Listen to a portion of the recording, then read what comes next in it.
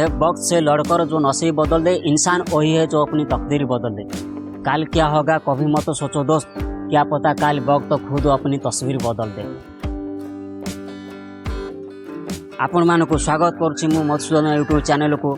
नमस्कार दोस्त, आपण जड़े कर्मचारी, आपण जो काम कर मालिक अच्छी से सब कर्मचारी मैंने केमी रही जाती, पूरा शांतशिष्ट भद्र भाव रही, ईमानदार समस्ते रही। मालिक सामने गोटे इम्प्रेस करने को समस्ते पूरा कूल माइंड रही था एवं ईमानदार रही। मालिक जमी जानव से लोकटी परिश्रम कर हार्डवर्क कर मालिक साथ। राजा थोड़े चिंतार रहीगले जे सतरे कौन ताक पाखरे रोकवा कर्मचारी मैंने एत परिश्रमी, हाँ जदि एत परिश्रम एत ईमानदार होती ताहले परिवेश एत समाज एत अशांत होउछि कौन पाई। तो राजा थरे सबू कर्मचारी मान को नहीं गोटे परीक्षा कले। सबू जावासवा करुवा रोड रे गोटे बड़ पत्थरटे नहीं रखीदे। राजा जाना चाहिए जे प्रकृत में लोक मैंने ईमानदार, किंतु दुर्भाग्यवशत आमे कौन करता आमे जमी जाता सेमती भी सब कर्मचारी माने सेया कले। का पाखरे समय ना, समस्ते निज निज काम व्यस्त। से पत्थर को चढ़ी जाती, साइड हो जाती, फेरी जाती, से पड़ुंट भी, एक्सीडेंट हो पड़ुंट भी, तथापि पत्थर को रोड ऊपर कहीं साइड करना एत व्यस्त। किसी समय गला पर राजा देखिले से रास्ता दे झड़ीटे बोहीची से रास्ता दे जाऊँ। से व्यक्ति जनक जिते पत्थर पाखक पहुँचीगला से झुड़ीटा मुंडर तलू काढ़ला। ओ बड़ पत्थरटा बहुत परिश्रम कर बहुत कष्ट करके से रास्ता से पत्थरटा को हटईदेला। जिते से रास्ता पत्थरटा को हटईदेला से देखला से पत्थर तले गोटे मुणा रखाई, गोटे ब्याग थिला।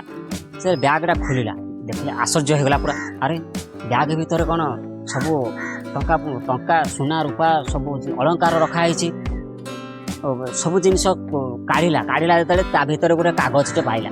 कागज लेखाई देला जे जो व्यक्ति परिश्रम कर रास्तार पथटा को साइड कर से ये संपत्ति तार। व्यक्ति जन खुशी होगला, जहाँ हो परिश्रम कली, भगवान मत फल देले। सब नजर कर आम कौन कर जमी कर्मचारी माने राजा को सब ब्लेम करते, राजा को दोष दे। राजार शासन व्यवस्था ठीक ना, राजा ठीक से शासन कर पाना। रोड उपर पत्थर रोचे, अलिया आवर्जना रोचे, जुआड़े जीव सियाड़े अलिया, परिष्कार ना, आईन व्यवस्था ठीक ना। आमे भी आपण कौन स्नैक्स आइटम खाऊँ, किंतु खाइला मात्रे आमे सब जरटा को आम डस्टबिन यूज करवा कथा, किंतु जरटा को आम रास्ता फोपाड़ी दे। धीरे धीरे चारि पाख आमे ही आम सब अलिया आवर्जना करके आम दूषित कर माने परिवेश को अशांत कर दूषित कर आम भविष्य आम ही काल आम सब परिवर्तन होगा पड़ो। आम कर्तव्य आम करा पड़ो।